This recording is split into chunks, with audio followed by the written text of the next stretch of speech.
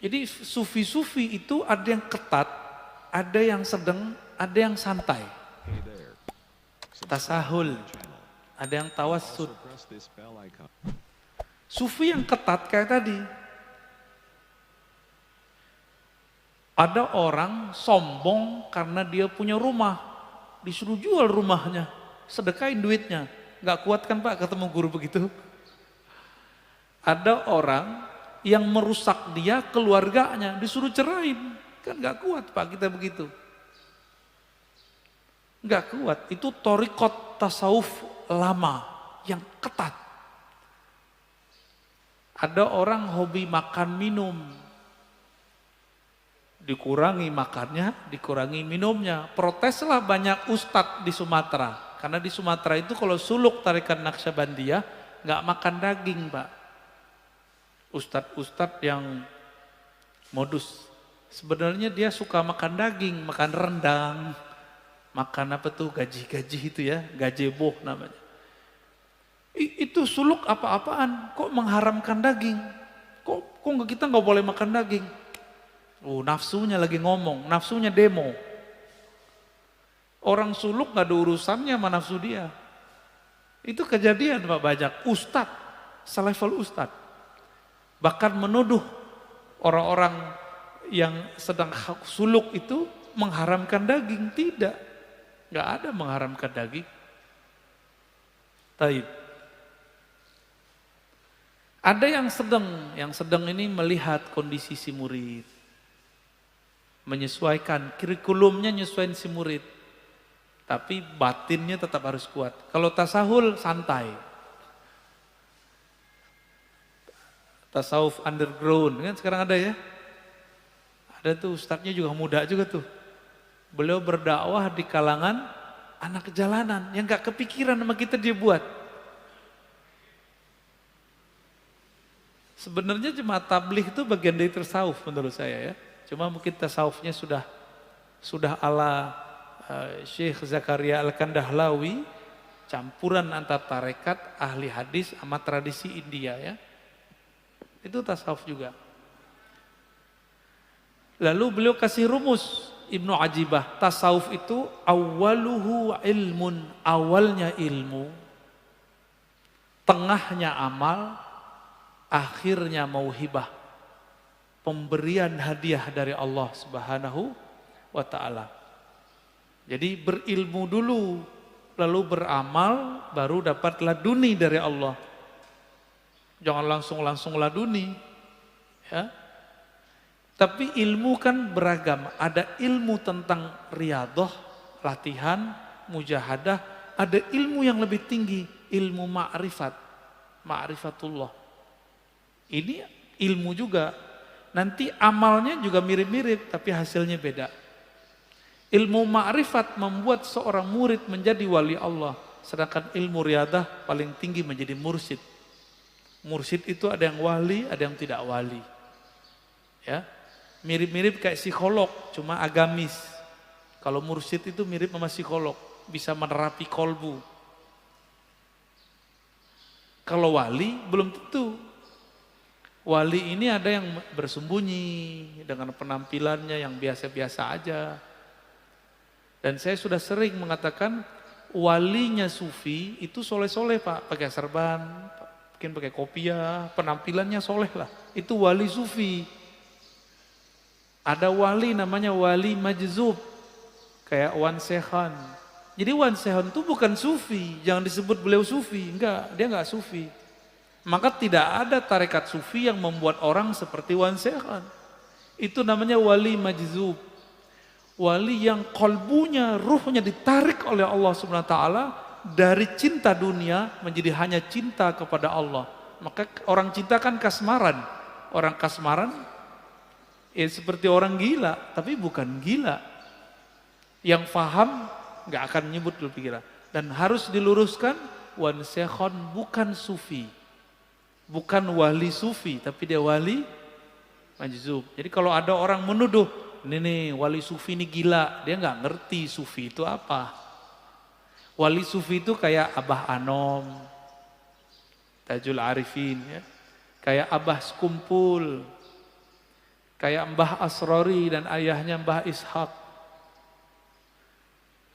Mbah siapa lagi nih? Mbah Ahmad Sukanta di Banten.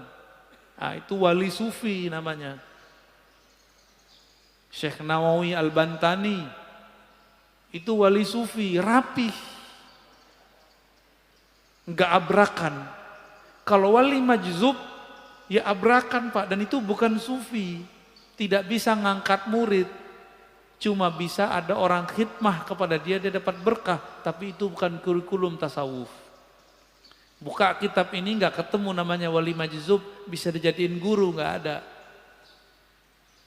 Jadi seperti Wan Sekhon, itu tidaklah dapat bisa dijadikan mursyid. Beliau asik dengan mahabbahnya, nggak bisa. Gimana orang mau berguru kepadanya? Jadi itu bukan wali apa sufi, tapi wali apa? Wali majzub. Terus yang ketiga ada wali yang menyembunyikan ma'rifatullah dalam dirinya dengan cara melakukan menzahirkan hal-hal yang membuat orang mencelaknya, disebut wali malamatiyah. Ini tersebut dalam kitab Imam Ahlus Sunnah Al-Imam Suhrawardi, kitabnya Awariful Ma'arif, murid dari Syekh Abdul Qadir Al-Jilani yang disepakati ketasawufannya, kesufiannya. Malamatiyah ini kalau dia ketemu dengan orang yang satu channel dengannya, baru dia tunjukkan baju kewaliannya. Tapi kalau di depan orang-orang biasa, kayak kita-kita ini, dia tunjukin yang aneh-aneh Pak. Yang kira-kira kita nggak akan mengira kalau dia menyimpan ma'rifatullah di kolbunya. Masa si wali begini gitu. Masa si wali pakai celana pendek, misalnya gitu Pak. Itulah kalam Ibnu Athaillah Sakandari dalam kitab Ibnu Athaillah. Subhana man satara sirral khususiyah bizuhuri al-basyariyah. Sungguh hebat Allah. Allah sembunyikan agen-agen ma'rifatnya dalam rupa sisi manusiawi. Kadang pedagang kelontong, mungkin dia seorang sopir angkot, sopir Grab, siapa tahu, wallahu alam. Bukan berpenampilan kayak kiai, kayak ustadz. Jadi kalau wali sufi mirip sama kiai. Kalau majzub ya suka-suka dia abrakan. Wali malamatiyah seperti kisah Nabi Musa dan Nabi Khidir. Nabi Khidir menunjukkan maksiat Pak di depan Nabi Musa, benar nggak? Maka antum nggak akan kuat ketemu wali malamatiyah, bisa kafir, mending nggak ketemu. Masalahnya di akhir zaman begini, wali-wali ini kan susah diketahui. Dan besar kemungkinan wali al-ghaus di akhir zaman nanti malamatiyah. Nabi Musa aja gagal Pak. Tapi dianggap berhasil dengan syafaat dari Allah 3 kali dia ingkar. Benar gak? Nabi Musa bisa ingkar. Loh kita siapa? Kita bukan Nabi Musa. Kalau Allah tidak menakdirkan kita bisa terima, tidak membantu rohani kita bisa nggak kenal-kenal tuh sama wali malamatiyah ini. Wali malamatiyah ini punya trauma dengan iblis. Iblis itu dulu namanya Azazil, bertambah ilmu ma'rifatullah karena dia beramal ribuan tahun, bertambah ujub. Dia merasa mendapatkan pengetahuan, bertambah ujubnya, bertambah sombongnya. Supaya tidak terjadi itu, supaya orang tidak mengkultuskan dia, wali malamatiyah ini menghancurkan karakter-karakter sisi kesolehannya. Supaya orang nanti menghujatnya. Di saat ada orang menghujatnya, disitulah dia kemudian tidak ujub. Itu malamatiyah. Itu bukan sufi loh ya. Jadi yang sufi yang pertama aja. Kecuali si malamatiyah sudah diperbaiki oleh Allah lahirnya, baru dia nanti persis kayak sufi. Kapan itu kita nggak tahu, ya. Dan di akhir kata Imam Zarruq, definisi sufi ini tasawuf itu banyak. Tablugh nahwal alfain. beda imam, beda pengalaman. Kira-kira ada sekitar 2000 definisi tasawuf. Namun semuanya berpulang kepada satu hal. As-sidqut tawajjuh ilallah. Kesungguhan, kejujuran, kebenaran bertawajuh menghadapkan diri kepada Allah. Jadi itulah awal dari doa iftitah, wajjahtu wajahiyah. Itulah tasawuf.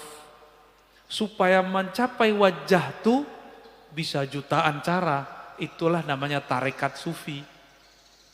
Jadi tarekat sufi itu bagaimana koneksi si hamba saat mengatakan wajjahtu wajahiyah. Tadi waktu baca doa iftitah nyambung nggak kepada Allah? Enggak kan? Karena belum punya torikotnya.